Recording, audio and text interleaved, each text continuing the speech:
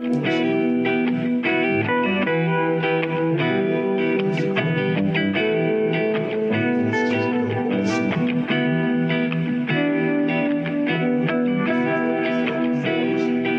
meditated.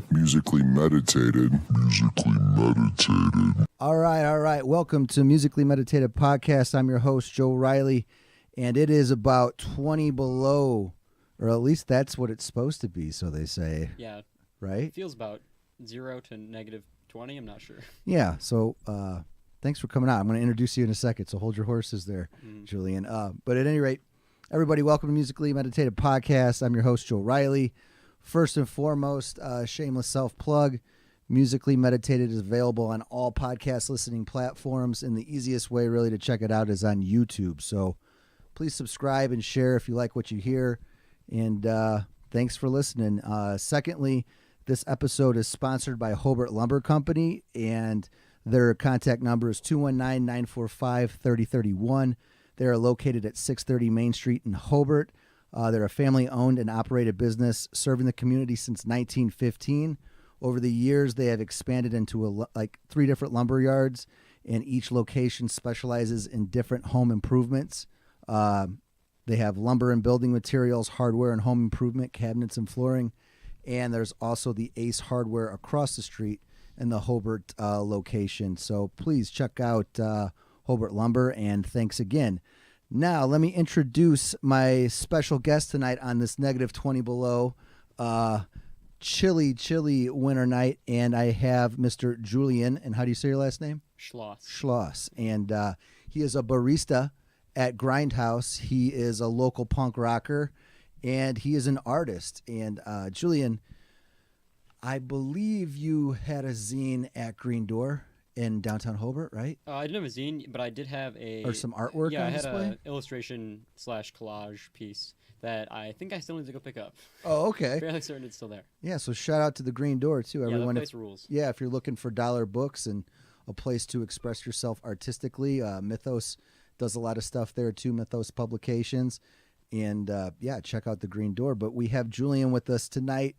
And I've met Julian through Gabe from Grindhouse. Everybody go back and check out the episode I did with Gabe, and we'll be having him on after this Julian episode too. And I met him through Gabe. I think I bumped into you a few times at a couple record stores in Griffith. Yeah, S&J. S&J. And I know your pop. Shout out to Aaron. He's a good dude. Yeah. But yeah, I think it was, I know we talked about this off mic, but we talked about bringing you on the show, but you noticed some vinyl stuff that I posted on Instagram on Musically Meditated, and I believe it was Joy Division, it was right? Joy Division or New Order. Okay. I think it was both. I think I had Unknown Pleasures and Closer, and then Movements and Power, Corruption, and Lies. Yeah. Okay. Yeah, those are all great albums. Great albums.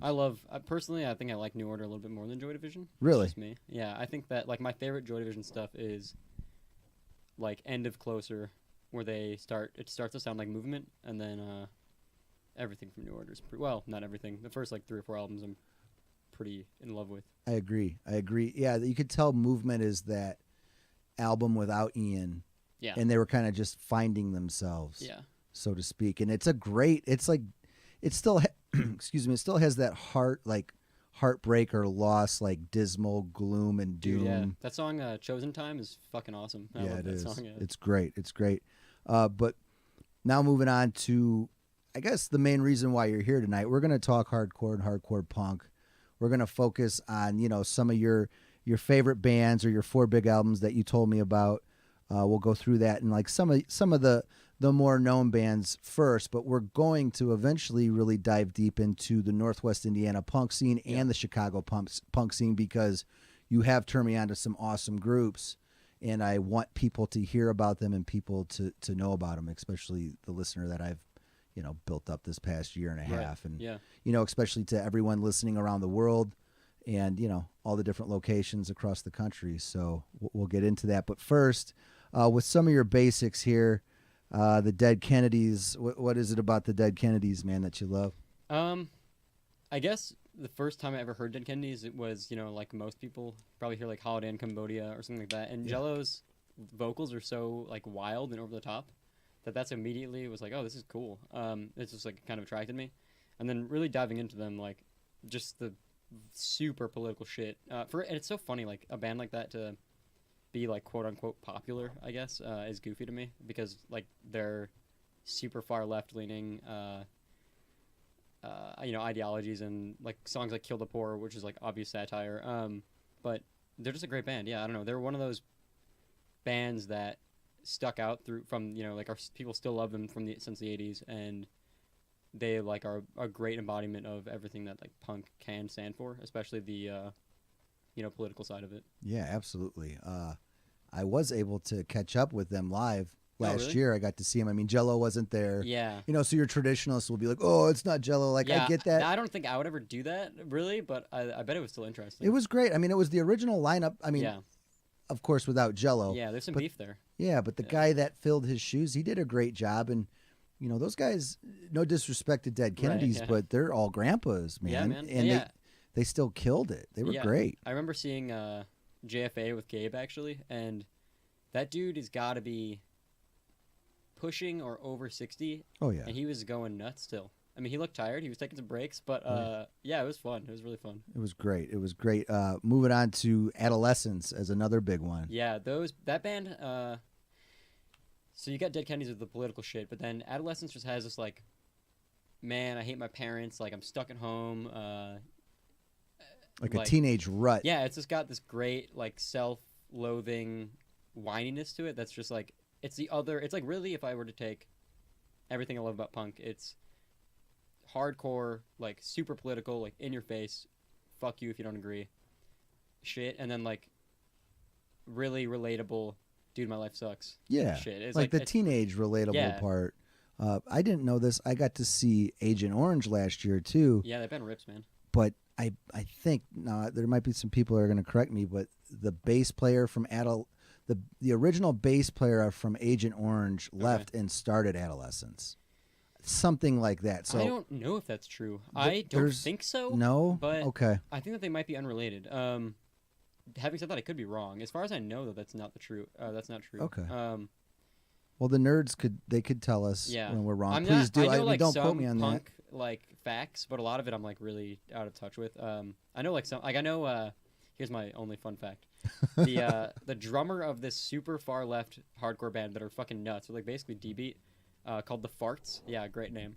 The drummer of that band is a member of Guns N' Roses, who later on I think it was who's the bassist of Guns N' Roses. Was it Duff from Guns N' Roses? Can you name all four? How many Guns N' Roses are there? 4 of them? Yeah, Duff is the bass player. I know that. I think it was Duff, yeah. Yeah, because the Fart sounds familiar. Yeah, that band is nuts. Anyone who likes hard ass like hardcore, that fucking band is crazy. Farts? Yeah, and he's the drummer. I think he's the drummer from GNR? Yeah. He's the drummer in the Farts. He was the bassist of Guns N' Roses later on. Oh, okay, Duff. Yeah. Okay, I didn't know that. I'm fairly certain, yeah. But yeah, I don't quote me on that claim with the Adolescence, but I believe that's what I looked up last year when I wanted to do some like Wikipedia for sure nosedives. But now we'll move on to some punk or post-punk, and you and Gabe are gonna go see him, so I'll let you introduce him. Oh shit, yeah, we're gonna go see Bauhaus. Well, technically just Peter Murphy and Jay Howard, or Howard J. I always forget. Something the like bassist of Bauhaus. They're playing all of In the Flat Field and then some favorites, whatever that means. But that's gonna be fucking beautiful. It's gonna be in a chapel. That's so cool. I still don't believe it's real. Is that in Milwaukee or is it gonna be in Chicago? Chicago. It's called like I want to say Rothko Chapel, but that's a David Dondero song. Rockefeller Chapel. That's what it is. I'm like super stoked for that. How did you get into them? When I was maybe 10 to 12 years old, my dad knocked on my door and he asked me, "Have you ever heard Bauhaus?" And I went, "Nah." He went, "1 second." And he went back into his room and he sent me a YouTube link to Bela Lugosi's Dead. Yeah, it's a great song. And I listened through that whole like 10 minutes of this shit and I was like, this is nuts. Like this sounds like nothing I'd ever heard at the time. And so from there I just kind of fell in love with them. I was like really into like She's in Parties and some of their later stuff. She's in Parties is a crazy song. Yeah, it's different. And then now I swear I think out as far as like it's kind of a classic answer. Like they're basically the gods, the king of goth. Yeah. The start of goth. Yeah. I mean, that could be debated. they're definitely one of the first, and I think like the Cure's Pornography had a big influence Yeah. on the goth scene. And then your next one here, post punk. How do you say it? Susie and the Banshees. Susie Yeah, and the Susie and the Banshees. Banshees is great. She's, I think if you kind of took like two punk or at least alternative music icons, like you look at Blondie and you look at Susie Sue, it's like totally different images, but they're like two massively important figures. And Susie Sue, she's got some sketchy shit. She used to wear like a swastika on stage, which was like kind of a UK thing to be like edgy, which I don't really. I think like looking back on that, not so great. But No, not the best idea. yeah, not the best idea. But their music's really cool. I mean, they were like super popular in the UK, and you know, you think of that band, they have like a cover of Dear Prudence, like, Beatles cover on their intro album. They're just a beautiful band. Her vocals were like nothing else. Did you know that Robert Smith spent some time with them as a guitarist? Yeah, actually, I think I did know that. There's a lot of Yeah. really good photos of them together. And they say like because like the first two Cure albums, Yeah. he's not as I don't know, pale faced makeup and the crazy hair. Dude, that early Cure stuff is It's really amazing. like Buzzcocks inspired. It's really good. I That's love that great. shit. I do too. 17 Seconds, Pornography, and Mhm. To Kill an Arab, but that's not what that album's called. No, the I don't first one. remember. I think I heard that song through like some singles collection or something. But yeah, even like there's I don't know if it was ever released on vinyl, but there's like an extended edition of Three Imaginary Boys, Yeah, and yeah. there's some like Just Need Myself, or I think it's called like Just Need Myself or something like that, or even songs like Grinding Halt. Like that shit's really just like guitar driven, like really it's like great. basically punk rock. It's It really cool is. stuff. It really is. It's like not indicative of what the Cure ended up being at all, but it's still great music. Yeah, it's like them finding themselves, but it was really, really dark shit, like Yeah. especially Pornography. But God, when it he did his little stint, like he filled in as guitarist, Yeah. they say, and if you really look at her and her look, and then you look at Robert Smith's, he kind of stole their swag, That or wouldn't surprise me. or yeah. their, you know what I'm saying, like their Yeah, I mean, look and their she was vibe. really outlandish. Like her makeup was crazy. Big Crazy. hair, yeah. And I guess, I mean, yeah. As far as the dates go, she had to be doing it first. She was. I mean, but I guess Robert Smith's got her beat though because he's still fucking doing it. So. Yeah. I love the Cure, and yeah, she had a huge influence. But let's move on now to the Mhm. 4 albums that really moved you, and you sent me Zounds. That's how you say it, correct? Yeah, Zounds. That's a UK band. I think they were on a couple labels. I want to say like this movement called like it was like Fuck Off Records or something like that. And I think they eventually ended up settling on being like with Crass's label, which is like encompassed like pretty much all of the UK's big anarchist shit. But Zounds' name is like it's a reference to I don't remember what exactly, but it's like it refers to the wounds of Christ when he was crucified. Like it's pretty hard shit. Okay. But they are more so to me, at least, like as far as being important to me. They embody all the stuff I like about Crass, all the stuff I like about Subhumans, like really, really heavy. It's like a mantra like tone. Yeah, they're like, but they're really like they got really catchy bass lines and even really fun guitar riffs. But then they're talking about like, hey, dude, if you got a job, like subvert the people you work with to like fight for the cause. Like it's really cool. And then you've got like War, which is a classic anti-war song, and then Can't Cheat Karma is really like lyrically, I think is got a lot of the punk stuff beaten. Like it's really a beautiful song. Yeah, kind And of like just talented songwriters. yeah, you could tell they embody like the early Modern Lovers UK punk Yeah, sound. I guess I can see that. Yeah, You know, Especially like musically, yeah. Yeah, musically, like they have that really, I don't know, I don't want to say Britpop, but like that Modern Lovers. No, it is. It's definitely very catchy compared to a lot of the other stuff. Like if you were listening to Crass, like you wouldn't be like, oh, this is easy listening. But I think you could like for instance, you could put on Zounds in like a cafe, and if you're not really paying attention, people would be like, oh, this is fun. You know what I mean? But Yeah. and then they listen to it like, oh, what's this guy going on about? Yeah, they like you said too. It's like they kind of have fun poppy beats or sensibility, but then the subject matter of the lyrics. Exactly, yeah. Which is a really cool balance to me. It is a cool balance. And the album or the EP that you really liked was Can't Cheat Karma. Yeah, that's I think it's a 3-inch EP, or a 3-song EP. Okay. And later on, I think the Curse of Zounds was like their first LP and it's like their major body of work, which has all those songs on it and quite a bit of other content. That's pretty much got everything you'd ever need to hear from them. For people who want to check that out, Curse of Zounds. It's got like a pretty nice remastered. I think later on, I'm sure it was released on like Alternative Tentacles or something. That pretty much Yeah. got a hold of anything punk and like released it at some point. Yeah, we'll do I'll do a playlist too. Like I'll put it in the description so everybody could check it out. Sick. I'm gonna have to do a YouTube one because this stuff, I don't know if Zounds. So it starts with a Z. Yeah, Zounds is on Google Play and Spotify. Oh, are so they? It's like okay. That EP isn't, but that the Curse of Zounds, which is, and I think they have a discography on it. I know for sure Spotify. You can actually get a hold of their stuff pretty easily. Oh, okay. There's not that particular 7-inch that I sent you. Yeah, I listened to that. Yeah. That one. It was a YouTube link. Yeah. But all right, let's move on now to Sin 41, and they're a hardcore punk band. Sin 34. Yeah. Yeah. That band's they're nuts. Super under the radar. I think they probably appear on a bunch of flyers. Like as one of the supporting bands. But as far as like female vocalists go, Julie, she's dead now. I don't remember her last name.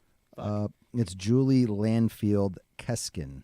Cool, thanks. Yeah, appreciate that. Yeah, you're welcome. She, I think that as far as like, so you look at like X-Ray Specs female vocals, super wild. Like I could see if someone was like, I get what X-Ray Specs is going for, but like this voice is not for me. I could say like I would not fault you for that. For instance, it's definitely like pretty abrasive. Having said that, I love X-Ray Specs, but Sin 34, she's got this like just classic tough vocals, like really just like representative of hardcore. Like I think that band belongs up there with any of the other stuff as far as like just very indicative of the genre. As far as subject matter and sound goes, like an amazing band. I recorded with Gabe already, so that episode will come out after this one. Okay. But we did talk about Gouge Away, and I made that same kind of comparison. Like, there's some female hardcore vocals that you just might not be a fan of because there's a pitch that they could reach with their voice that guys may not be able to. But like Gouge Away and Sin 34, does that make sense? Like there's a little bit more of like a tough guy, like yeah, right? I can see that. I think that there's a lot of male vocalists that I don't give a shit about either. To be same fair. Here. But I think there's a certain abrasiveness that I think it's mostly because it's like uncommon, I guess. So it's less, people aren't as used to it. I guess I don't know. For me, it's not really. It doesn't even make a difference. Like, if the sound is good, like it's good. It's good music. I agree with you. But it's nice to see a female-fronted punk for sure. band and a lot of stuff because it's such a male-driven absolutely thing. So yeah, I mean, I think that's a big thing for me is seeing like more minorities, kind of just like allowing this, allowed the spotlight, I guess. I mean, it's fucked up. Even you look at the drummer of the Dead Kennedys back in the day, and people would talk massive shit to him or be racist towards him, not even knowing that he was a part of a massive band at the time because people just fucking suck. But right, and they're just racist. He did that. Not to digress so much, but that live show, like he had his, like 2 minutes to address the crowd, and he made that a point. Like, I was the only black drummer back in the day, and one of the only black guys. I mean, besides Bad Brains, obviously. But I received some shit. But look at, he's like, here I am today. I have all you awesome people here, and it just goes to show everyone, like, there's no, we do not tolerate racism or any of that garbage in this particular scene or genre. You know? And as far as female vocals go, or I guess I don't know. There was this bumper sticker going around, I think, and I think it's just saying like female fronted is not a genre, which is like something I definitely can get behind. I think that it kind of belittles the performers a little bit, or it's like, oh, like people only like this thing because it's female fronted, or you know what I mean, which I think can be a problem. I think that it's an apt descriptor though. Sometimes, like if you describe something as they got female vocals, it immediately you will imagine different sound. I think. I mean, I don't think it's a useless descriptor by any means, but I think that just tons of female-fronted stuff coming out, especially like this past year and a half. There's just so many good female-fronted bands. It's fucking insane. Yeah, Gabe dropped a lot. That's what we talked about, like his favorite albums of 2018. There were a lot of he's really into female-fronted. War on Women. I think that's a band he likes a lot. But back to Sin 34. They did tour a lot with Black Flag. It says here. And a lot of that early SST stuff, so that's cool. Sick, so they were like the opening band, the opening band for a lot of that stuff. Dude, I always tell people to go like look at old flyers. So you can get them, you can get like posters of them at like Disc Replay or something, and look at those old flyers and look at like all the supporting bands on those big shows and go listen to those bands because they're always good. They are always good. Yeah, for sure. But I remember seeing their name on the old flyers and stuff. And I probably had listened to them, but when you said, "Hey, Die Laughing specifically, like this Mhm. album I really like. So I went back and revisited it, and Sick. it was great, dude. So thanks. Let's move on to False Prophets, Taxidermy. Yeah. Oh, that. Yeah. Did I just send you the track? I don't remember. You just sent me Taxidermy. Yeah, I couldn't find that whole album. I didn't want to send you like Spotify or Google links just because I didn't know what you had. Right. That band is a band that was pointed out to me from Gabe on the food truck. We used to work on the food truck together all the time, and we would just talk like punk rock, board games, and like Dungeons and Dragons is like all we would talk about. And that was one of the many bands he showed me. Yeah, they're from New York. New It York, says. yeah, that band is fucking wild.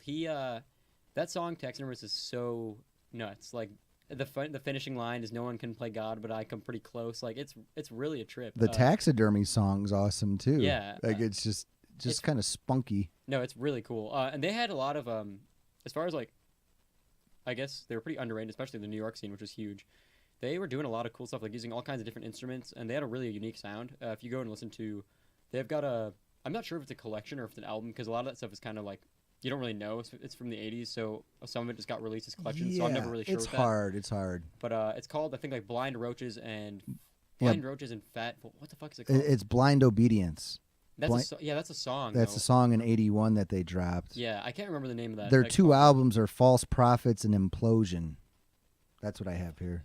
So, yeah, but they got some synth stuff going on, which like not a lot of bands are messing around with at the time. And even like some I think that I want to say there's some horn instruments and even just like keys in general. They busted out. It's a really really great album, and they're just a good band in general. And then they kind of ended up, their second album was like pretty post punky, like they kind of turned kind of like how TSOL did, where they ended up releasing some of that like gothy stuff. Good band. Another weird hitter. But. Yeah, it is a weird hitter. You threw some curveballs at me, but I like it. And then Aggression, I have no idea about Aggression. Shit, really? Slamming at the Club. Yeah, so fuck, I love that track. And you're getting excited right now, so let's. Yeah, I don't know a thing about Aggression. Yeah, I wanted to send you just like they're from the California scene. Okay. And they're a skate punk band. Like they're one of the biggest, I would say, foreigners in like the hardcore punk and then kind of skateboarding stuff, kind of like JFA, really associated with skateboarding, converging. And that song "Slam at the Club" is like, it's a track that I don't think a lot of bands have subject matter on, about like these dickheads like proving how tough they are at the club and like just fucking up the venue and like, hey, like you're literally making it impossible for us to have shows at places. Like, why are you being a fucking prick? Yeah, just tearing everything up. And it's a cool, from it's like such a tough band, it's cool saying like, hey, like you don't need to prove how big your fucking balls are everywhere you go. Like you're ruining our shit. That band's really great. They got a really cool sound. They got a cover of Foxy Lady on their on one of their albums. Yeah, Jimi Hendrix. Yeah, it's really cool. And not to mention that album art is one of the greatest pieces of punk art of all time. That dude, a skeleton in a biker jacket being arrested, is so fucking sick. Like that's pretty intense for sure. What about I don't know if I'm saying his name correctly, but I know you designed some flyers for local punk. Mm-hmm. But what do you think about Mr. Raymond Pettibone from Black Flag he's Greg Ginn's brother. Oh, is he the guy who did all the Black Flag artwork? Yeah, that stuff's great. I really love that artwork. And all of their flyers too. Yeah. Did he do the logo or no? Yes. Oh, that makes sense. You gotta look into him if you haven't. Yeah, a lot of punk artists I'm super unknowledgeable on, which is like totally my bad. But I've actually always admired their artwork, like especially those early like demos in 7-inches. Those drawings are cool. They got those like super bright colors, which is not very common. Are you talking about Black Flag? Yeah. Okay. Those colors are super great. And like super like not really any detailed shading. It reminds me of like, it's very raw. Almost of like Jack Kirby artwork in some of the colors, kind of. But then much more raw. I would say his stuff's great. And then he always had like some one-liners and some crazy like satire and like some pretty intense head-turning type talk for sure. And Raymond was he started the Black Flag logo. He created that, and he did every album cover up until In My Head. Okay. And he was beefing with his brother Greg, and they took different pieces of his artwork from the flyers, and they put it together for the album cover of In My Head. Okay. And it pissed him off, and they have not talked since. Oh shit! This was like '86, dude. Damn, I had no idea. Yeah. Those are always for me just like, oh, these covers are cool, and I never looked into it. The only artist I really know, at least like as I can think of right now, is there was the Hernandez brothers. I think there's 3 of them in total, but one of them, or maybe 2 of them, were in this band Ill Repute. I've heard of El Repute. And that cover, like of their, it was like that Nardcore scene. But that cover is like this dude who's got like his fist up and he's got this like super evil like smirk on his face. That guy went on to do like the Love and Rockets comics, so he ended up being like a pretty well-known illustrator. Cool. But those illustrations are good too. I think a lot of punk art, like the whole point is DIY it, but some of it's just like they're kind of bad drawings, which they're like admirable, I guess. But I always like when I see good bands with good music with like cool artwork. At least it sticks out. It's a great package, you know. Like even with the Smiths, I mean that's a whole different genre. But there is always a really interesting photography. Yeah. Yeah, I mean Morrissey was obsessed with B-rated actors. Yeah, I know he was like he had a super big like film interest, right? Yeah, film interest, and just he liked weird random stuff, and like I thought Morrissey was all like he picked the album covers for the Smiths. It doesn't surprise me. Yeah. Yeah, but I always liked like how he would focus on like I guess like the pale English sky in a you know, like an obscure actor, and then like the way the Smiths font was, and then like the coloring, like he just put it all together very well. Yeah. Like I like the nice package when it comes to For sure. art and obviously music, and I think New Order had great they did. album covers as well. They did. I mean, yeah, we're kind of going all over the place, but Raymond Pettibone, check him out. And you were talking about flyers. Yeah. There's a book that's just all of Black Flag's past I'll have flyers. to check that stuff out. It's really great. It's really great. All right, Julian, let's do this. We're going to move into the Chicago and Northwest Indiana scene. Tight. And the first question I have for you is what's up with Not Normal Tapes, man? Because you sent me some of the bands. Yeah. Now I know of Liquids before I met you, and Dagger too. But what's up with Not Normal? What could you tell me about Not Normal Tapes? Not Normal Tapes is run primarily by Ralph, who's been a prominent member of the punk scene forever. I think that probably the biggest band that Ralph's been in that people would know of is Raw Nerve. Okay. Got pretty huge. There was like a little documentary done on them. Really solid band. And Ralph's done other bands throughout the past. I think the last project that I know he was in that I can think of is The Bug, not to be confused with the band Bug with two G's. Yeah. Yeah, Ralph's great. Ralph is like is someone I'm not really good friends with personally, but a lot of my friends are, and he's someone I've always respected. He just does an amazing job at making sure that people feel comfortable. He's just super admirable. Okay. He's great for the scene, and as far as the music he puts out, like he helps a lot of great artists just put out good music. And lately he's been doing stuff outside of like the hardcore and punk genre. I saw that Ron Kinsey. Is that how you say Roy it? Kinsey, yeah, Roy Kinsey. I'm sorry. Yeah. That album is amazing, and I think he's put out some. He's put out some like other folk stuff. adjacent stuff, I want to say.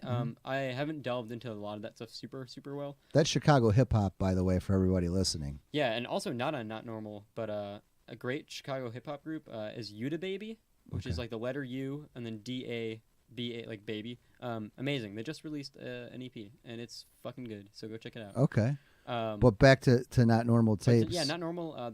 Recently, the stuff that he's put out that I've like loved. Would be that Hexazal tape from Dagger.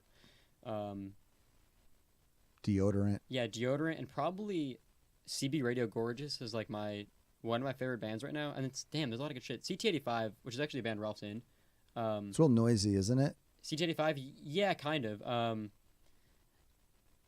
There's really just all great tapes. CT85's not doing anything right now because situation with their drummer, but great band. But yeah, everything that they put out is stuff either that I'm like friends with some of the members in the bands, or at least people that I like or I see around at shows. And they actually Not Normal just had their 10-year anniversary too. There was they've been around that long. Big gig for that, yeah. Really okay, cool. Okay. It was like just over a couple months ago. Awesome. Now let me move back to Liquids again, and here's my story with discovering Liquids. Okay. I discovered them through Josh at Region Records, and he had all the old Conehead stuff. Oh, yeah. So I'm like, what is this? I didn't know, and he explained to me about Coneheads, and then he's like, well, here's Liquids.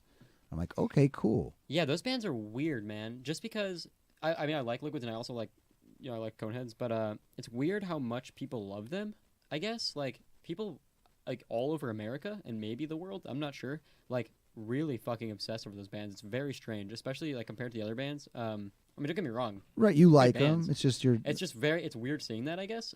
Especially like people like, oh, these people are my friends. Like I know these people. And I don't know what it is about those bands in particular that people really love, but there's like some like prominent like YouTube channels, for instance, that like do their best to compile bands, and like people like really fucking love that shit. It's really strange. I really don't understand the phenomenon behind it. Having said that, Liquids is great. I think they were one of the first bands that I like when I was like really conscious about going to shows actively, like the DIY local shows. Maybe around like 2015 or 16, I want to say. Okay. Liquids was a big thing for me to see. Like, oh, this is a really big deal. Like, this is good band and the people I know. Where did you see them at in like 15? House show in Hammond. Okay. Yeah. They're always doing house shows, rocking the house shows. Yeah, mostly pretty much all of the stuff I went to in the first like year of really being into punk was all house stuff. Primarily a house in Hammond. And then kind of as I got more dedicated to going stuff, I started branching out. Like I don't think I went to like a Chicago DIY show until like 8 months after that. Okay. Maybe. I guess maybe that's a little bit of an exaggeration, but my sense of time is pretty wonky. But yeah, Liquids is great. I'm glad they're still doing stuff. They're playing that show February 11th. Yeah. Everything that Matt does is great. Well, I'm looking forward. I'm going to try to make it to that show for sure. I don't know if I'm scheduled to work or there's something in my schedule. I think it's related to my actual job that would keep me from going, but I want to check that out. And where is that? And plug that real quick. It's Paul Henry's. Okay. Art Gallery in Hammond. And what's the address to that? Do you know that off the top of your head? It's somewhere on Sibley Street. I could. Okay. We'll have it in the I can find it. description. Okay, yeah. And I'll have it on all my social media stuff for sure. Cool. But yeah, back to Josh. He told me a little bit, about Liquids and what I thought was really neat and what caught my eye, being the record snob or nerd that I am, like the packaging and the coloring and the artwork.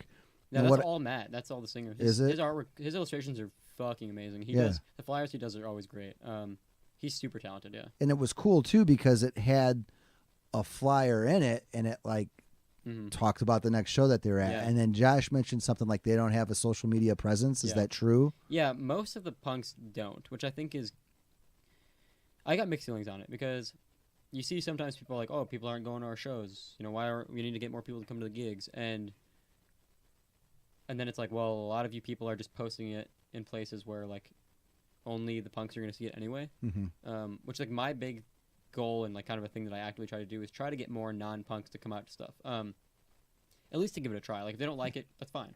It's not for everybody. But at least to try to go and support the scene, like especially if it's a benefit show, like come out and like donate money. In worst case scenario, you'll have some fun. I love that. I mean, I watched a few of the YouTube videos of Dagger specifically. Yeah, they got a lot of stuff on.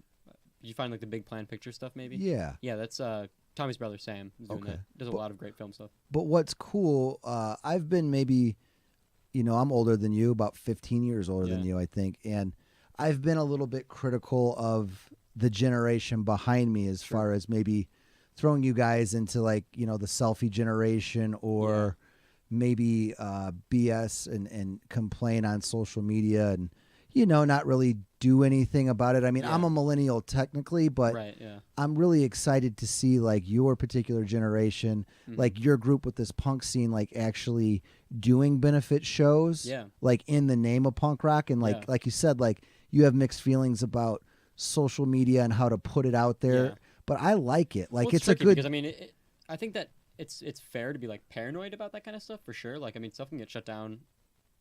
I mean, depends going on. Like Paul Henry's like, no one's doing drugs, no one's drinking, like it's fine. But it's still a danger. I mean, people have, I would say, certain political leanings and stuff like that. I mean, I guess some people are just reasonably paranoid, which I'm like, I get. So do I. Yeah, I get it. Yeah, like you want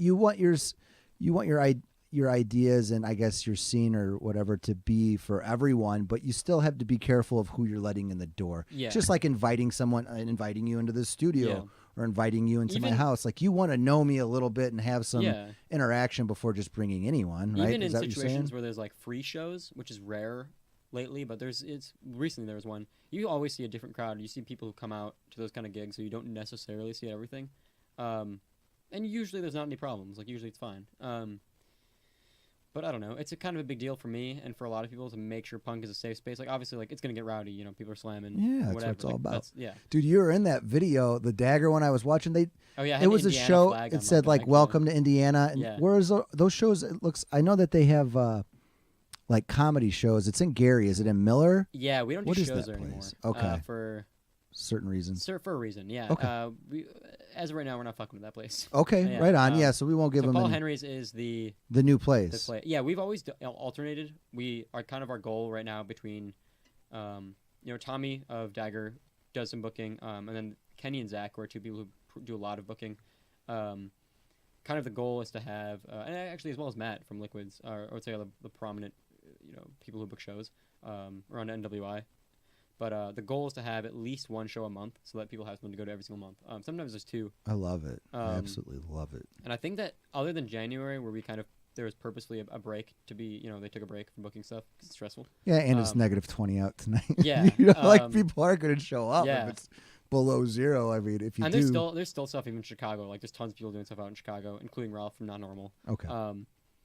And a lot of the Chicago people I'm like not super familiar with as far as who's booking stuff, but yeah, there's pretty much a show every single month. So like, and there's always flyers in Grindhouse, which tons of people go to. Like, I know a lot of people who have started seeing shows. Like that's something that makes me like brings genuine joy to my heart. Is like, hey, I saw this flyer in Grindhouse, and like I went to a punk show that I had no idea. Like that's fucking awesome. That's amazing. That's what it's all about. Yeah, I love it. Like I said, I could be that old head that's a little bit hard on the generations under me, but it's like when I see what's going on with this particular movement, it's I love it.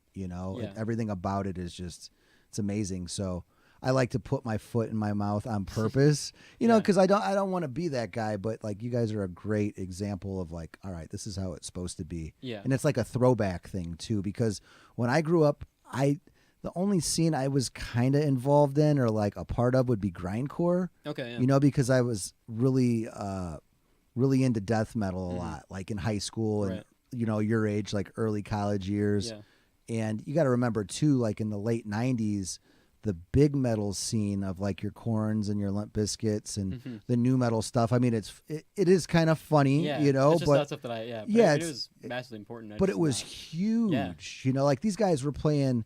Korn was playing the Allstate Arena, Follow the Leader, 98. It's so bizarre. Like even looking back, it's very strange, isn't it? Like it is, but it was huge. So like. There were scenes, like in Chicago. Like I went to quite a few shows at Fireside Bowl. I mean, I'm not gonna lie about that, but I would say like locally, I'm from Hobart. Like, just metal in general was just big, and unfortunately too, like back then, it's kind of macho and stupid shit. But like you either had to be a metal dude or a punk rock. There was really no blending it, and luckily, it's just there's stupid. A lot. At least in my experience, there's a lot less of that. That's good. Kind of. Rivalry shit. It still exists. And it depends. Like who I hang around with are like really like are good people. I don't know. But like even you see like less of the like crew shit. It's still still there. But at least in my experience, like it's almost never an issue. Good. But yeah, that back to Dagger and like that video. Yeah. What is the Welcome to Indiana? I'm trying to think of what that. That was like they. Hung it in the back. Dagger was playing and it just said "Welcome to Indiana." Oh yeah. And you're in there. You're talking about slam dance. I'm like, there's Julian, and you're throwing down, dude. Yeah. I like to slam at all the shows. It's good for me. I think it's like. Actually, Dagger was really the band. Tom Brown of Dagger would come in to Grindhouse all the time. And is he the singer, vocalist? Yeah. And I would always see them and. Really just like friendly person, got along really well, and I knew they were a punk, and I was going to punk stuff when I would see them. And then the first time I ever saw Dagger was like, it brought someone who I had considered my friend, and like I saw from this outside perspective, a very, well spoken, very calm and collected, just like a great individual. I saw that part of Tommy, and then Dagger, and I saw them combine, and it was like, holy fuck, like this is really important to me. Like that was kind of the band that. Really finally I would say it was always there. It was always like I was going to shows, I was having a good time, but then when I finally saw Dagger, that's really what nailed that in for me. Like punk is something I need in my life. Okay. Like truly. Yeah. And they're the band that kind of captured lightning in a bottle for you, so to speak. Yeah, absolutely, yeah. I think it was a house gig. It was either a house show or No, it was Royal Skate Shop. Who doesn't have shows anymore. Yeah, that was up in Lansing. Sorry. Lansing. Yeah. Yeah. And I was just like blown away. Being surrounded by like people who are my friends, and then seeing Tommy perform. It was kind of like I felt like everyone. You know how everyone says like, "Oh, Henry Rollins seeing him perform is like out of this fucking world." I got a Rollins vibe from him too, if that's where you're going. It's just kind of like that feeling that people have described as like what I first like when I saw Tommy. I was like, I get it. I really do.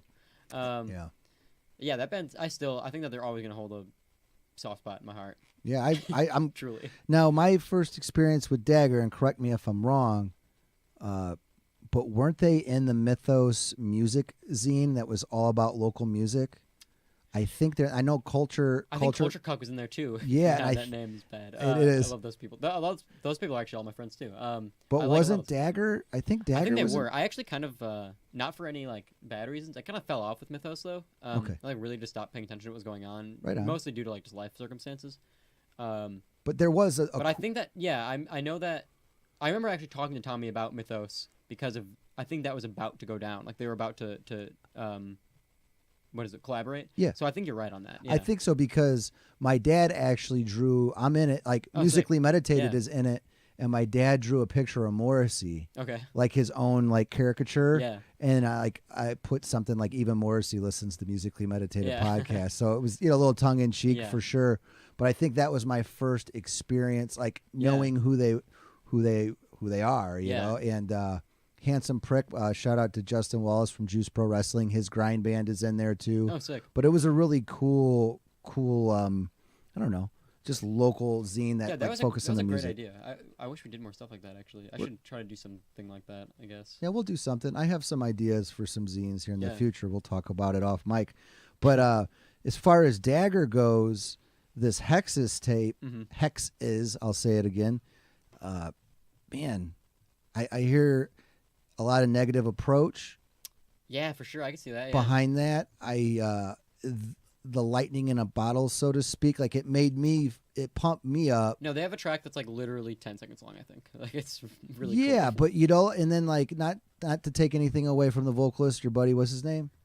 Tommy, but there's a Rollins vibe, but then like his shouting or his screaming, if that's what you want to call it, I hear a little bit of when Dez did vocals for Black Flag, and then what was the other guy, the Black Flags? He was in the movie The Decline of West. Dude? No, not him, not Keith Morris. He was a Hispanic gentleman. Oh, I'm not sure. Raymond, I think his name's Raymond. Yeah, everybody, my Black Flag knowledge is like everybody. Shitty, yeah, correct me on that. But he has that kind of tone behind him too. And that vocalist actually sang for Black Flag when I saw him in like 2014 at Reggie's in Chicago. Oh, cool. I actually really like Reggie's. That place is great. Reggie's is the best. Yeah. It's the best. But yeah, with Dagger, man, like they got my attention right away. That tape is badass. No, that band gets me like really riled up. I want to see him live bad. Yeah, they're playing I want to say March 3rd. I'll send you that flyer. Okay. Yeah, I'm going to, like, whatever you have, send it my way, and I'm just going to plug it. Cool, yeah. Like, primarily on my Instagram, on Musically Meditated Instagram. Yeah. And then I'll drop it on all the shows, like, like, towards the end, like, hey, make sure you go and check this out. This anarcho band, Side Action, from Chicago, fucking great. They just released a tape, too. They're doing a tour right now, but when they return, their return from tour shows in NWI, and Dagger's playing that. Are they? So it'll be a really fucking awesome gig. Yeah, I can't wait to go. What's with the tape thing? I mean, I know... They're just cheap. Yeah, they're cheap. Everyone can get them. It's nostalgic too. I like that part. I mean, I grew up with tapes. I don't really know if there's like a political reason for it. I mean, bands will make records. I think that tapes are just easy to make. Like Tommy can make your tape if he wants to. I know Mike Serrano who plays bass for Dagger, can like make you a tape. So it's just easy. I think just super easy. Yeah, I love getting. I think that's nice. I about think tapes. It's cool. Is like as far as like a music format goes, they kind of suck, honestly. Like compared to everything else. Let's be real. Yeah, it's a pain in the ass. I love that I can go to a show and if your band has a tape, it's $5. I can grab it. Like I can support a band right then and there. Right then and there. That's a good point. Like I can take that tape, throw them. It's always nice. I love when bands have tapes personally.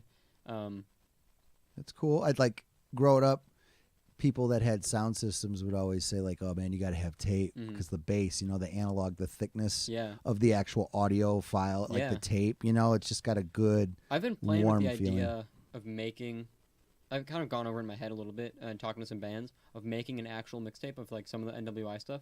That'd be cool. Making like physical tapes. I think would be tight. Yeah. I and think then release them. that's really neat with your guys. I know I'm going back to like the generational gap here between us, but it's really cool to see that like the vinyl Yeah. the vinyl comeback is a thing. It's interesting because for people like me, like there's not even a real nostalgia there. I was never there for tapes really. I mean, Right. I was basically. I mean, hell, when I was born, it was '98. I guess tapes technically existed. Like Okay. people, I don't know if they were. I mean, CDs are probably what was going on. So there's not even a real nostalgia there for me, other than like my dad would like tapes. But for Yeah, me, you- it's like it's a thing that's genuinely convenient for me now because if a band has nothing else but a tape, I will buy that tape. So Okay. it's like a real. That is how I listen to their music. That's so sometimes. cool. And so it is really interesting, I guess. I mean, just being an older dude, it kind of blows me Yeah. away. Like, wow, it's just like a total full circle. It's like that whole what's that thing like the 30-year cycle or whatever. Is that what it I think is? that people think Yeah. that. Yeah, it's like fashion trends and stuff like that. Yeah. It's like, It is like that because you mentioned to digress back to Bug, but with 2Gs, Mhm. I got to see them. They opened up for Fiddlehead and Citizen in Toledo. really? I went to that show. Toledo's cool. Yeah, Bug's really cool. People love that band too. They've been around for a while and they finally released an LP. Like I think it was either 2017 or 2018. It's been a while. I think it's 2017. I'm gonna settle on. Okay. Bug's really great. I like them. They really remind me of like '90s stuff. I think that. That 90s revival of like, post punk and alternative rock, Yeah. like all together. I love it. Even like you can watch their music video for. I think it's. Fuck. I don't honestly I don't remember, but one of their music videos there's like a Breeders poster, like all this like it's Yeah, obvious, like, 90s. it's obvious where their influence comes from. Yeah. Yeah. The Breeders. That was talking about tapes. I remember when my mom bought me the Breeders So fucking sick. Yeah. single. Like my mom would always buy me the singles. She wouldn't Mhm. necessarily buy me the whole album, Yeah. especially if it was like parental advisory. Yeah. But Cannonball. I Yeah, remember holy when shit, she that's bought right. me Cannonball, dude. So like I said, I'm having this like total flashback moment. But yeah, Dagger, and what we're gonna do at the end of this show is we're going to play that Dagger tape, Hexes, and you guys gotta let us know what you think about that. But let's move on to Deodorant. And they are a Chicago punk band Mhm. that are also on Not Normal Yeah. tapes. And when you sent Smells Good, an album that came out last year, it just made me want to dance. I think that was like the first thing I If replied the funk to you. don't move your butt, then Yeah. you don't know what's what. Yeah, like it's just got this really cool, like bubbly vibe. And like, They remind me of like Minutemen. Yeah. yeah, Minutemen. And like weird kind of like ADD rock, like a System of a Down in a weird way. Yeah, yeah. Like Gabe, out of all the people I will mention, he will speak adamantly about System of a Down's first couple albums. You know what? There's some cool stuff on there. oh, they're great. They're great. But Deodorant, it's really cool seeing them live too, because they're like, I guess part of the whole punk thing is like, you don't have to be good to play, which I'm is highly respectable. I get that. I think it's kind of that whole mentality is like, just get the fuck up there and get on stage, play your heart out, say what you want to say.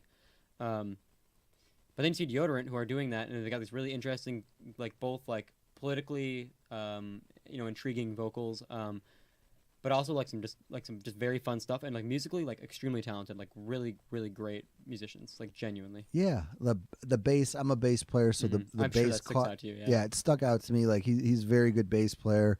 And back to Dagger again. I know I'm digressing back, but they have that off the rails Mhm. feel Yeah. to me. Like their music is chaotic. Yeah. It's together. It's a little bit loose. Yeah, But got it- some it fucking feel- crazy bass lines too. Actually, Yeah, in it there, feels like the train's about to come off the Yeah, tracks. yeah. Like the best way I could just like compare it to is like old Cannibal Corpse. They had Okay, like yeah. I'm not saying they're like a gore grind band, right. but the way Well, as far as the feelings, the feeling goes yeah. of like they're taking you with like that Yeah. intense, like you're probably gonna go off the train tracks Yeah. with this shit. and that's what you I know? like about. You made the Negative Approach reference earlier. Like, Yeah, Negative Approach. You hear Negative Approach, like they've got these songs that are like Pressure. I think it's like 7 seconds long, and like just as you feel like you're like super fucking pissed as you can be, the song's over like instantly. Yeah, it's like, oh, okay, shit, yeah. all right, I'm over now. Like it's good. I call it gym jam. Stretton's not here. Shout out to Stretton. He hates when I say it, but Yeah. good gym jams. I remember. like go to the gym, like I gotta get this out. I remember. There's a photo taken of Dagger performing, and there's a picture, and I'm in it, and I'm like jumping. And I looked like super pissed, and I showed my friend's mom, she's a super sweet woman. She goes, "Oh, you look so angry," and I was like, "I was, yeah." I was. That's what we do. Pissed, yeah. We got to get it out somehow, some way. But all right, let's focus on this show that's coming up. So we have the Noids from Texas. Yep. Is it QQL? QQQL? It's QQQL. I actually don't know if it's pronounced cool or if it's pronounced QQQL. They're from Minneapolis. A lot of those members of that band, I think, were in a former band called Neos, which a little something funny if you want to hear it. Let's hear it. It's pretty interesting. What you got? So the Neos, or Neos, I should say. Neo's a different band. They have some tracks where they're kind of poking at like Mark Winter and Matt of Liquids, kind of like making fun of them. A little local punk beef here. Yeah, so Right. but apparently they're the really big hip-hop. fans of those bands, and it's like not real beef, but Matt of Liquids like really wanted to get him booked. So I'm not really sure what to expect, to be honest. I don't know what to make out. I like that album. I think that the LP of that band is pretty fun stuff. I like that they've got two different vocalists. Same thing with Noids. There's actually two different vocalists from what I can tell. Okay. But they're a weird band. They kind of got the two big things going around with the kids nowadays is egg punk and chain punk, which is like different vibes. I don't know. Help me out with this stuff. I'm an old head. I'm gonna come out as a fraud, and I get egg punk from. Okay, this is what I get. Chain punk is like tough, real moshy. Leather. Chain on your belt, chain on your boots, like vibe shit. Whereas egg punk is kind of the weirder, like Coneheadsy shit. I guess I think that's what I gather out of it. I don't bring that conversation up with punks because I don't know what the fuck they're talking about a lot of the time. Okay. Yeah, they QQQL is, I would say, closer to the egg. I guess I don't know. They're fun. They're a fun band. I don't know what really is there as far as the beef goes. But I'm looking forward to that show. I'm no idea what to expect. Yeah, so then it's Liquids are going to be there too. Yep. Yeah, Liquids, Bruised, who I've only seen a couple times, and then Sad Dragon, who I've actually wanted to see because I've heard good things about them, but I've never actually gotten to see them. They're from Chicago too, but they're on the bill. And no bigoted bullshit here. Mm-hmm. That's definitely not welcome. And it's February 11th. Yep. $7 to $10 donation. Mm-hmm. And what is this? All the donation money. So this is a benefit show. Yeah. Right. So could you elaborate on that? Unist Osten. They're a Native peoples. They're kind of in the Canada area. There is pipelines being built, oil pipelines. Yeah, through absolutely. their territories, and kind of forcefully militarized at some point, and I think currently still is. They have constant updates on that page, which on the Facebook event, if you look up that show, there's a link to the page. You can go read about it directly there too, for anyone who wants to do that. And also you can donate separately if you can't make it to the gig. Awesome. But the money goes to any legal fees that come up or supplies for any of the camps. That's where all the money will be going. And then we're going to.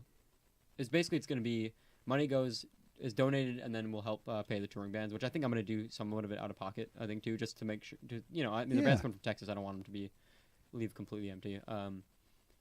It was kind of originally the show was two different. The reasoning behind this is originally I was shooting to have a show the 9th at a house, but there was some leaking issues there, so that never happened. So then me and Kenny just kind of combined our gigs into one show. Okay, cool. So that's what ended up happening.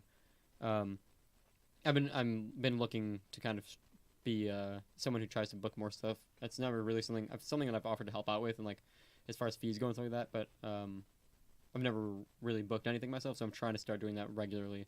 Cool. Starting this month, kind of. All right. But yeah. Awesome, man. Yeah, I like I love the donation. Just the whole idea. Were there any other shows in the past you would like to talk about, like donation wise? Yeah, we do a lot. We've done to? one recently for the food bank of NWI. We do a lot of different benefits. A lot of stuff supporting trans rights and stuff like that. Awesome. We've done one for the battered women's shelter. This is stuff that's just coming off the top of my head. Okay. We do, yeah. We just pick different. Sometimes it's topical things, like something that is important to us right now, if something is going on particularly, which is kind of the case with this upcoming show. Yeah. But a lot of the time it's just a cause that we can agree, something we want to agree help on collectively. and that's what, yeah. That's amazing. Good stuff. And people can come get this flyer at Grindhouse in Griffith too. Yeah. Also, if you like find me on the internet, I have fucking way too many of them, so you can just take them. You should have brought some here. I really should have. Yeah. I left them here at the studio or at the Green Door. I'll actually, link after up the, with after you. this podcast. I'll check in my van. I might have some on. If I do, I'll run them to you. Yeah, great. And I'll post it too with my social media stuff. Yeah, I'll have to. Yeah, I'll link you to my stuff too. If you want to get in touch with me Yeah. and you want a flyer, literally take it. It's yours. Right. Anyone who wants one. All right, great. So yeah, once again, that'll be February 11th, and it is in Hammond at Paul Henry's Art Gallery. And Gabe talked about that too, as far as this art gallery. That So place is cool. I'm looking forward to checking that out. Yeah, hopefully, if you can't make it the 11th, you can come out to the March show. It's a really great space. That guy who owns that is super accommodating. He's a great guy. Awesome. He's been around forever. I know Gabe's known him. I think he used to go into like an old coffee shop or something. I'm not really entirely certain. Okay. Well, Julian, thanks for coming on, dude. I really appreciate it. Mm-hmm. I'd like to have you back. And what we're going to do now is close the show with Dagger Hexes. So everybody, once again, please subscribe to Musically Meditative Podcast. Share this shit, especially like with what, I don't know, these punk rockers are doing here in the region and the Chicagoland area. So here we go, Dagger Hexes. Everybody check it out. You could buy this tape too at Not Normal Tapes. Mm-hmm. And I know that Dagger has their own Bandcamp, right? I'm fairly certain the answer is yes to that, yeah. Okay. Yeah, we'll put that link in the description too. Cool, They'd yeah. be cool with that, right? Yeah, anything that helps a band, man. All right, cool. Thanks a lot, Julian. Mm-hmm. Yep.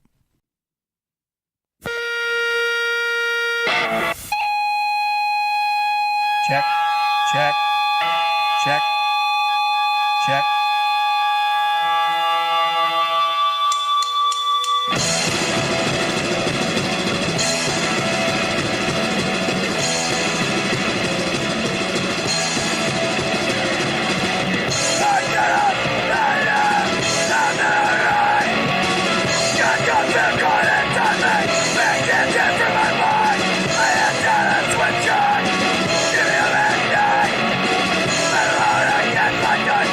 I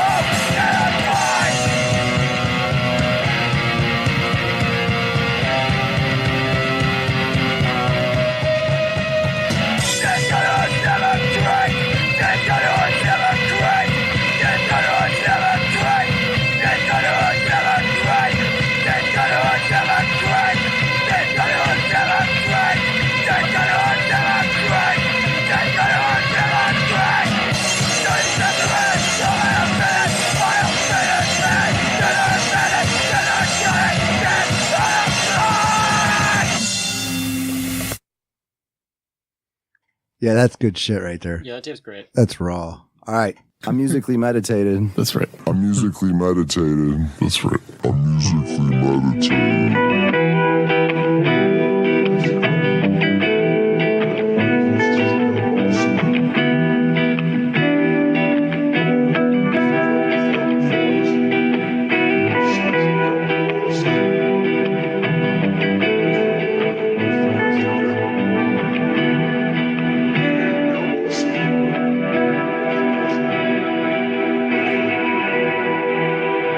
Producer my ass over there.